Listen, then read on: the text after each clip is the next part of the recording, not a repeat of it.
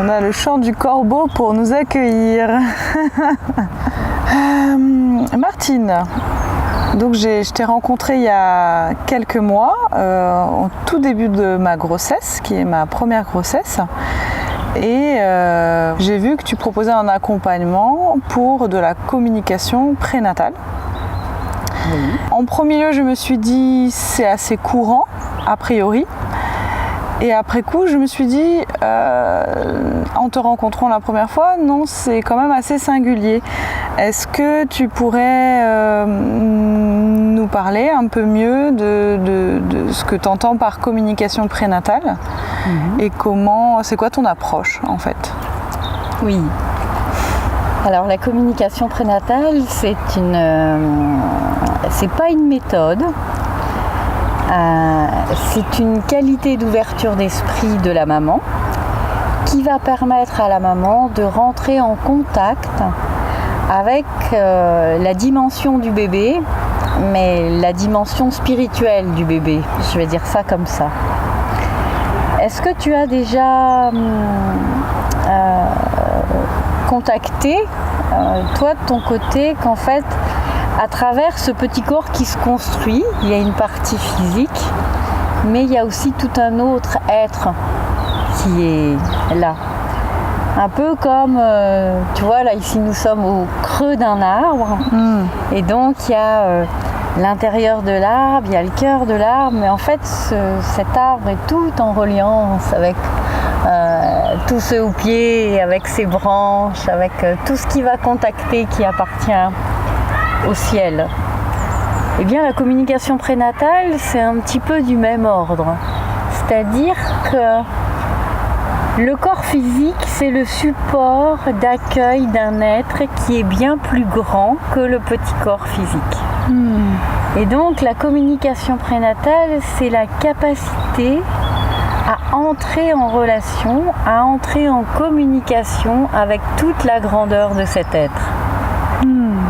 Et le prérequis pour entrer en contact avec la dimension supérieure de cet être, c'est de soi-même savoir entrer en contact avec la dimension supérieure de mon propre être.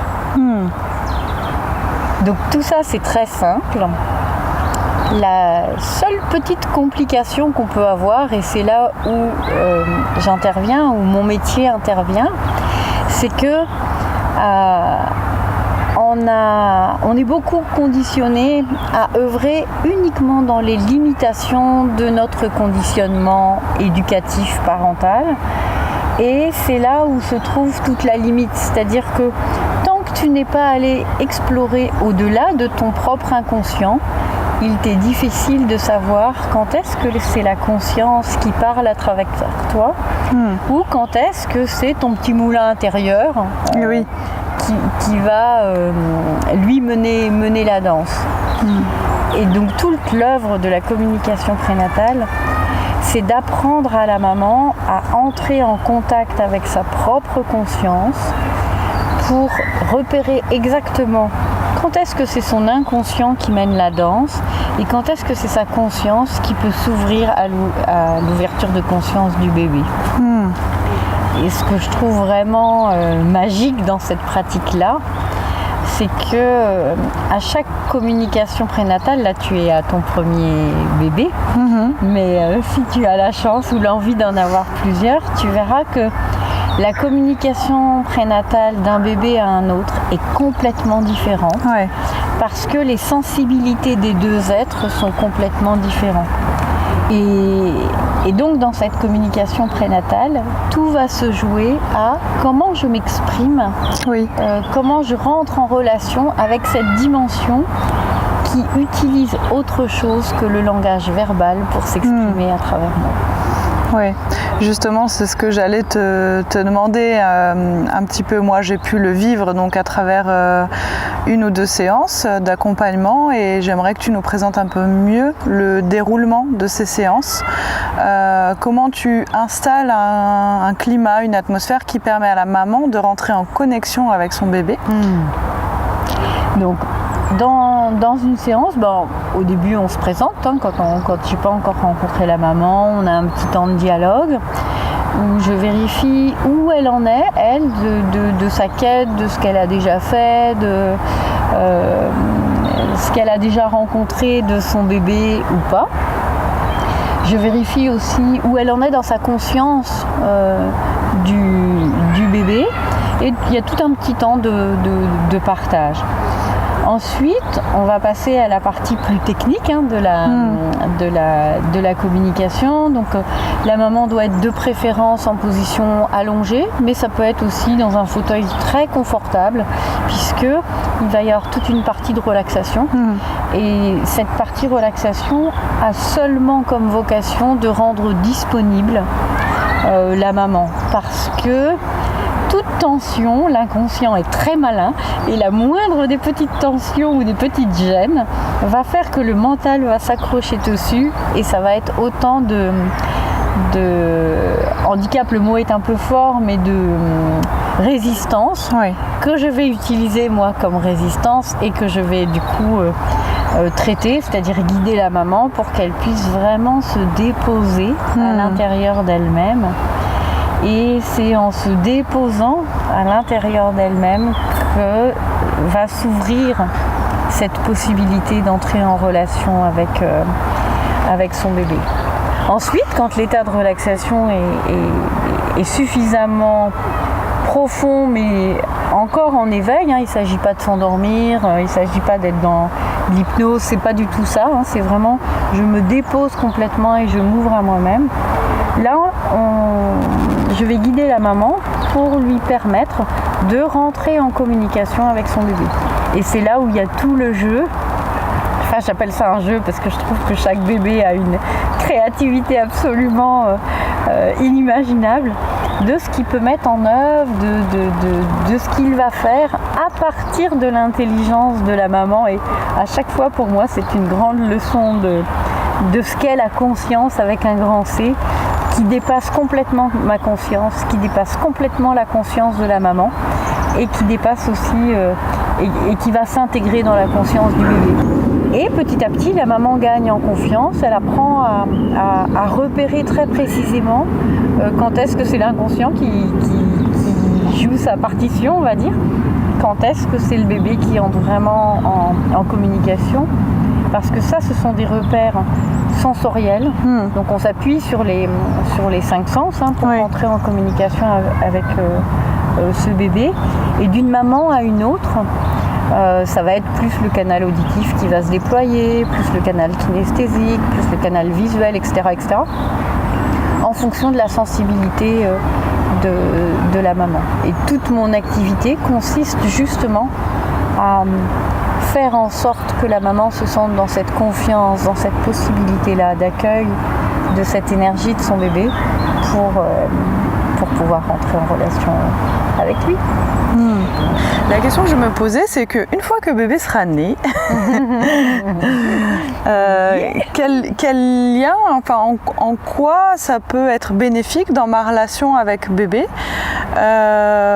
peut-être par rapport à d'autres mamans qui pratiquent pas ce type de communication en fait.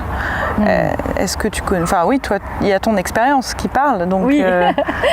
Moi à l'époque où j'ai découvert la communication prénatale, je me posais plein de questions, j'étais dans cette dynamique où il y avait le protocole de maternité qui était proposé, on va dire, par la société. Et moi c'était compliqué pour moi, j'étais pas dans...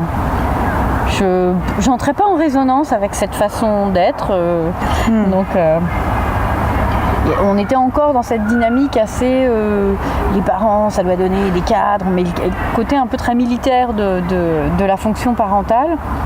Et moi je me reconnaissais pas du tout là-dedans. Pour moi, une maman, c'était davantage quelqu'un qui apporte un cadre dans lequel l'enfant peut prendre de la place, un peu comme cet arbre qui prend sa place et qui prend toute sa place dans la nature.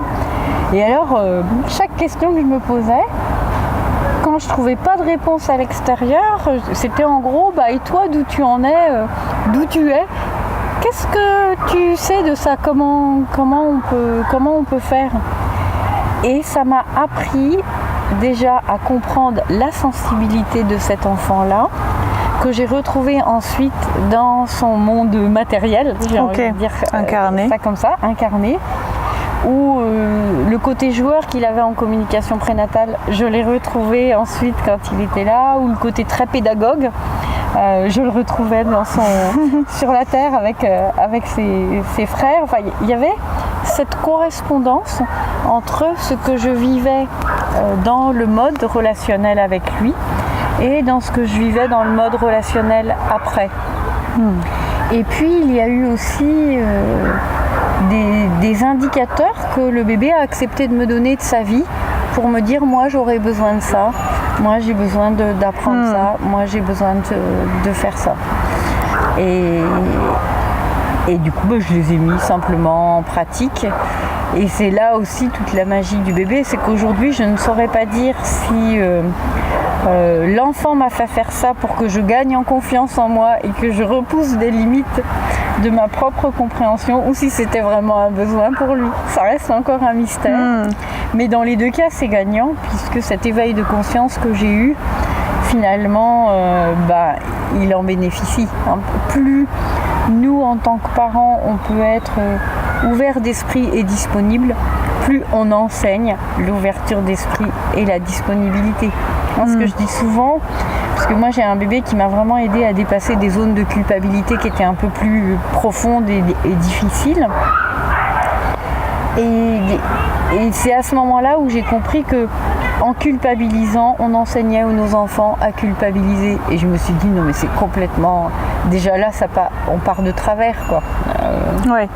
Donc c'était un petit peu toutes les utilités de la communication prénatale après. Et puis il y a l'autre chose qui est également très subtile, c'est que on sait plus spontanément, plus rapidement que le besoin de notre bébé, c'est ça. Ça passe par des voies qui sont complètement différentes. Et au lieu d'être dans ces situations, oh là là, qu'est-ce qu'il a, je sais pas trop comment je vais faire, eh bien il y a spontanément à l'intérieur de nous les gestes de c'est ça, c'est comme ça, c'est comme ça, et c'est comme ça, et ça vient tout seul. Ouais. Et c'est super agréable quoi. Enfin en tant que maman, c'est super agréable. Ça crée une forme de confiance et d'assise en fait en tant que dans la relation en tant que maman et en tant qu'enfant. Enfin, oui. Il y a quelque chose peut-être de cet ordre où le langage intuitivement on va le décoder entre guillemets, le langage du bébé. Oui, sauf que c'est pas de l'ordre du décodage par analyse. Oui, c'est de l'ordre de la compréhension spontanée. C'est ce que je disais, intuitif. Oui. C'est très sensoriel. C'est je sais pas, je verrai.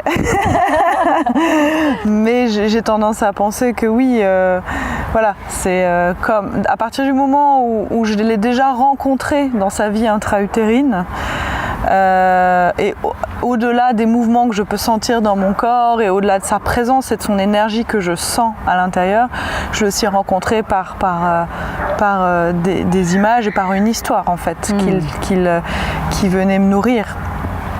Une histoire qui parlait de lui ou qui parlait de moi ou qui parlait de nous deux ou qui parlait de... Et de découvrir aussi, il n'y a pas de temporalité, on n'est ni dans le présent, ni dans... Enfin, on peut être dans le futur comme dans le passé, comme dans le présent en fait, peu importe. Oui. Et donc de fait, je suppose que quand le bébé sera là, ça ne peut pas s'effacer ça. C'est un truc, c'est inaltérable. Le lien, il est déjà affiné. Après, ça ne veut pas dire que quand le bébé naît, tu sais tout décoder, mais tu as déjà une finesse, un goût à pouvoir... Une présence. En fait, c'est en termes de présence et de conscience que ça se met en place. C'est-à-dire que tu sais, tu sens que c'est comme ça que ça doit être fait et c'est juste et ça te laisse en paix. C'est beaucoup plus de paix intérieure dans la relation avec le bébé. Et même quand il devrait pleurer ou des choses comme ça, ça n'a pas le même impact que quand tu n'as pas fait cette communication prénatale. Toi aussi, j'ai envie de dire, puisque tu as vécu cette communication, peut-être tu as quelque chose que tu souhaites exprimer de la différence entre ce que tu avais l'habitude de faire, y compris dans tes pratiques, parce que tu avais déjà une belle avancée de ton côté, je trouve. Et puis ce que t'a apporté la communication prénatale. Quelle est cette subtilité entre les deux, si tu as envie de l'exprimer? Moi, plutôt parler de différence, je peux parler de convergence et de similitude avec d'autres pratiques que j'ai pu vivre en étant sans que bébé soit là. Des pratiques qui m'amenaient dans une reliance profonde de moi à moi et qui m'amenaient dans une communication interne avec beaucoup d'images, et c'est cette similitude là que je retrouve en fait dans la communication avec bébé.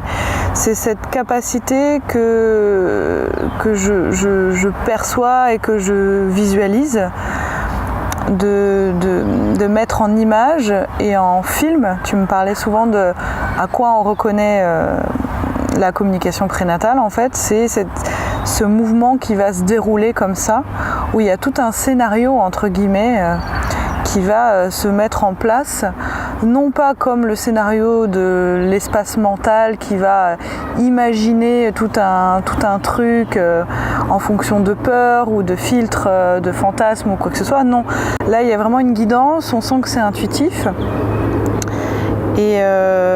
Et avec beaucoup, moi je reconnais beaucoup cet aspect où je rentre en communication avec bébé par l'intermédiaire de symboles qui sont des symboles animaux. J'ai souvent des images d'animaux qui interviennent, et souvent il s'appuie sur mes références à moi en fait, que j'ai intégrées en tant que petite fille ou jeune femme, et il va projeter d'abord des images qui me paraissent au début un peu stéréotypées, en me disant mais merde c'est quoi ce délire, et en fait partant de là va se dérouler tout un film.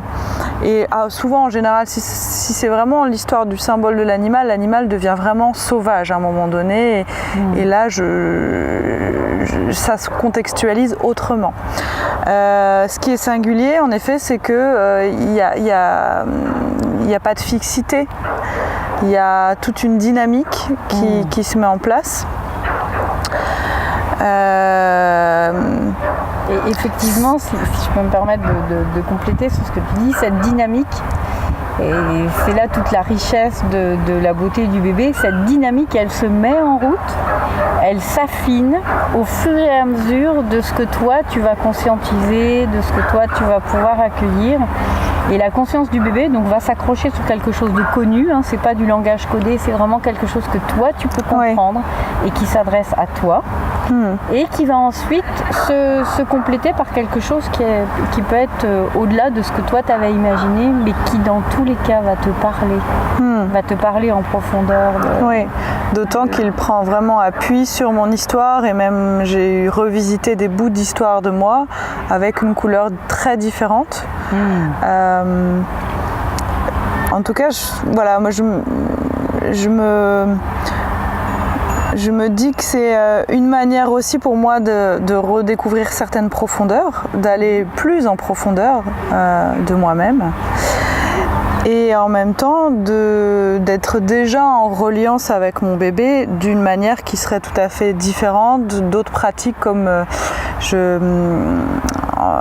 en termes de pratique, là je fais du chant prénatal par exemple. Le chant prénatal pour moi il est un outil d'éveil de conscience corporelle, et presque de conscience des organes qui vont m'aider à faire descendre bébé entre guillemets. C'est presque comme une préparation à la naissance en tant que telle. Et on est à un autre niveau en fait, on n'est pas sur un niveau spirituel aussi profond que ce que tu proposes avec la communication prénatale. Et du coup je me posais la question, j'entends beaucoup parler quand je dis aux gens je fais de la communication prénatale, ils me disent oui c'est de l'aptonomie, tu communiques avec ton bébé. Et là je leur dis alors je peux pas comparer parce que j'ai pas fait d'aptonomie. Mais je sens bien que c'est assez différent parce que c'est tellement singulier ce que tu proposes et je connais pas d'autres praticiens. Pour le moment, j'en ai pas rencontré. Voilà, je leur dis oui, non, et j'ai des difficultés à expliquer la nuance parce que, voilà, est-ce que toi tu peux nous en dire plus Oui. Alors, comme j'avais déjà la communication prénatale, je n'ai pas fait l'aptonomie. Mais ce qui se dit autour de l'aptonomie, c'est que vraiment, ce sont une approche par le toucher, où effectivement le papa comme la maman peuvent entrer en relation avec ce bébé, mais en termes de communication, la limite de l'aptonomie, c'est que ce qui va pouvoir être échangé entre la maman et le bébé, c'est toujours dans le plafond de limite de l'inconscient. C'est-à-dire que j'ai une question à poser à mon bébé et tout ce que pourrait dire le bébé, autre que oui ou non, c'est apparemment pas éveillé, en tout cas pas à travers l'aptonomie et pas à travers les personnes que j'ai rencontrées qui ont fait de l'aptonomie. Non, je ne veux pas limiter l'aptonomie, il y a peut-être des êtres plus éveillés ou qui s'étendent à d'autres choses au niveau de l'aptonomie, mais celle que j'ai rencontrée, c'était ça, la limite de l'aptonomie. Et dans la communication prénatale, effectivement, on peut poser plein de questions à son bébé, y compris lui demander quel prénom il veut porter, y compris respecter son jeu d'intimité en disant voilà, moi j'ai peut-être envie de savoir tout de suite si c'est une fille ou si c'est un fils, mais le bébé, lui, il a peut-être envie de le dire plus tard. Et oui. Et donc il peut jouer, comme moi ça m'est arrivé avec mon troisième enfant, mon troisième bébé, où en fait pendant pratiquement toute la grossesse, il me donnait plein de prénoms de petites filles, et puis à la dernière semaine avant la naissance, il m'a dit en fait je serai un fils et je m'appellerai Bertrand. Donc sur le coup, moi j'ai cru que c'était une blague, sauf qu'à la naissance, ça c'est respecter aussi l'intimité. Pour moi, je trouve qu'on a beaucoup de pratiques à l'heure actuelle qui peuvent être vécues comme intrusives et qui sont pour moi un défaut de maturité, que ce petit être-là qui se construit, il a aussi déjà des besoins autres que manger, être à l'étroit ou être serré ou ces choses-là.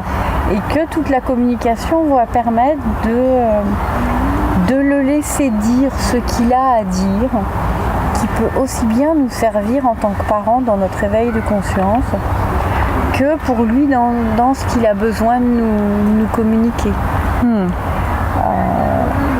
Moi, dans ma propre expérience de communication prénatale, le quatrième de mes fils m'avait donné des informations que j'ai compris 10 ans après sa naissance.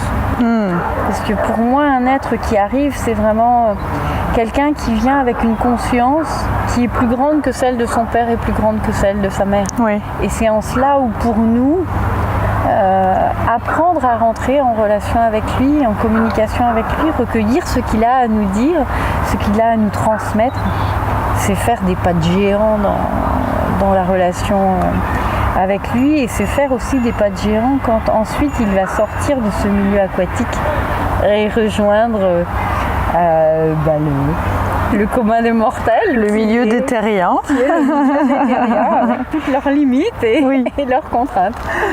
Tu nous as un peu décrit le processus, les séances, et moi je sais que tu m'as accueilli avec là où j'en étais, de mon niveau de conscience, et de manière générale, qui peut avoir accès en fait à la communication prénatale? Est-ce que ça s'adresse vraiment à tout le monde, ou est-ce que ça demande des entre guillemets prérequis? J'aime pas trop le terme, mais je sais pas comment le dire autrement, mais voilà, est-ce que non, la seule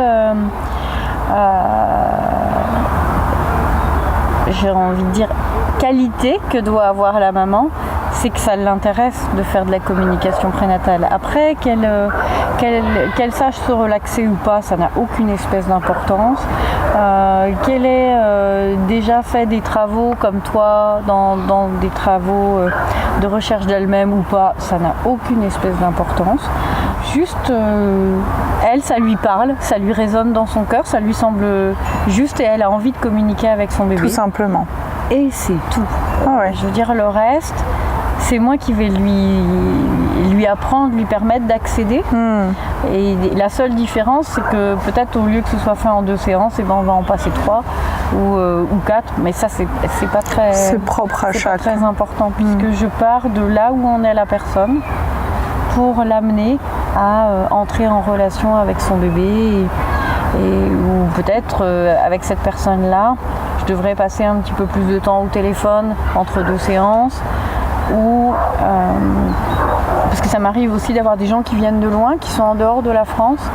Okay. Et à ce moment-là, j'organise des sessions de 3 jours pour qu'ils n'aient pas à venir régulièrement, qui permet déjà de rentrer en communication, de savoir comment se relaxer.